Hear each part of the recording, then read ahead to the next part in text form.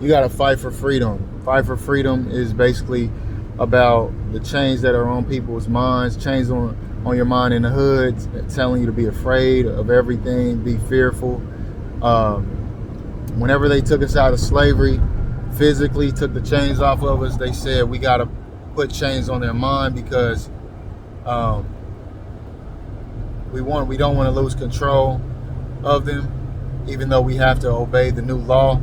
So they found a way around it, and they put chains on our mind, and they put chains on our rationale. They put chains on our logic, chains on our maturity, and chains on our development, chains on our ambitions.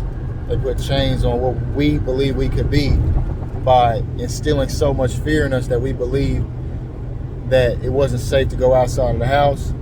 And then we believe that it wasn't safe in our neighborhood. And then we believe that because the place that we grew up was unsafe, the whole world was like that. And all that did was limit everything that we could ever become outside of the place that we knew. And that's what ghettos are. They are many slavery camps. Hold on, turn it down. There are many slavery camps. There are many, what they call it, plantations. That's what all a ghetto is a plantation where people are enslaved. It's a modern day plantation and it's slavery. But in order to break free, you just got to believe in your rights and you have to fight for freedom. Everyone that got freed of slavery, even back then, in the days of Harriet Tubman, the stuff they went through, they had to fight to get it.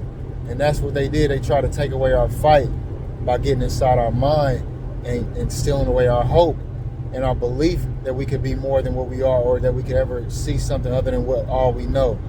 And they keep instilling fear in us to traumatize us into believing that we'll never amount to anything more than what we are. And that's how they keep us in slavery. But there's so much more in this world. There's so much more. There's a better place outside of the four walls. There's a better place outside of the community that we live in that's impoverished. There's a better place.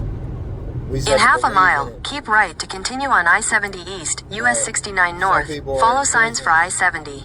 Some people are in prison right inside of their houses. And being inside of the house in the hood is almost like being in prison.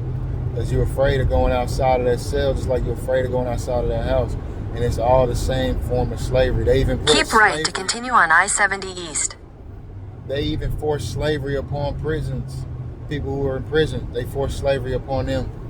Make them work for the low minimum wage for literally nothing.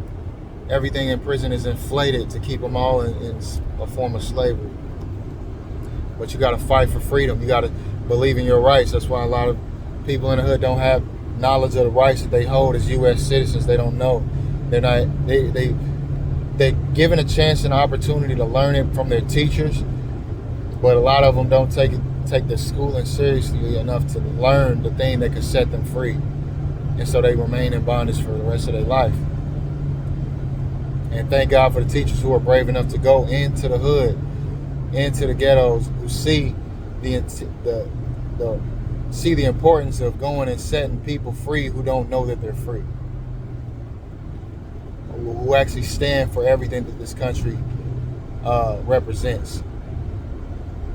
And not everything that this country is not. Or believe in it on that level. Thank God for teachers. Teachers are the rock stars and the cornerstones of civilization. They're the thing that holds everything together. In half a mile, together. Keep left to stay on I-70 East. Civilizations fall for a lack of education. Education is the cornerstone of civilizations. And the more civilized a place is, the better they treat their women and kids.